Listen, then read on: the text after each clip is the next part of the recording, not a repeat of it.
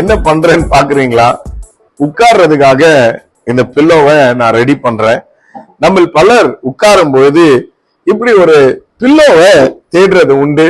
ஏன்னா நம்ம பேக்க சப்போர்ட் பண்ணி உட்காரும் பொழுது நம்முடைய பேக் ரிலாக்ஸ் ஆகுது, வலி இல்லாம இருக்க இது உதவி செய்கிறது.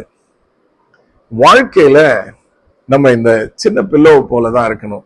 இது பெரிய சைஸ் இல்ல, பெரிய விலை உயர்ந்தது கிடையாது. ஆனா இது ஒரு பெரிய காரியத்தை செய்கிறது. உட்காரும் பொழுது ஒருத்தருடைய முதுகை சப்போர்ட் பண்ணுகிறது, வலி இல்லாம இருக்க உதவி செய்கிறது. நம்முடைய வாயின் வார்த்தைகள் மற்றவர்களுக்கு ஆறுதலை கொண்டு வர வேண்டும். நம்முடைய வாயின் வார்த்தைகள் மற்றவர்களுடைய வலியையும் வேதனையும் அகற்றுகிறதாய் இருக்க வேண்டும். நம்ம வாயின் வார்த்தைகள் மற்றவர்களுக்கு உற்சாகத்தை கொடுக்கிறதாய் இருக்க வேண்டும். நம்முடைய வாயின் வார்த்தைகள் மற்றவர்களை என்கரேஜ் பண்ணி விழுந்தவர்களை தூக்கி நிறுத்துகிற வார்த்தைகளாய் இருக்க வேண்டும்.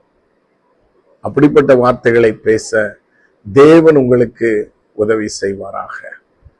தகப்பனே, இதை பார்க்கிற ஒவ்வொருவருடைய வாழ்விலும் உம்முடைய கரம் வெளிப்படட்டும். பரத்தின் ஒத்தாசை உம்முடைய பிள்ளைகளுக்கு உண்டாகட்டும். நொந்து போன இருதயங்களை ஆற்றி தேற்றும், தைரியப்படுத்தும். தொடர்ந்து ஓட கிருபை தாரும். அற்புதங்களை காணட்டும், ஆசீர்வாதங்களை சுதந்திரிக்கட்டும். இயேசுவின் நாமத்தில் பிதாவே, ஆமென். God bless you.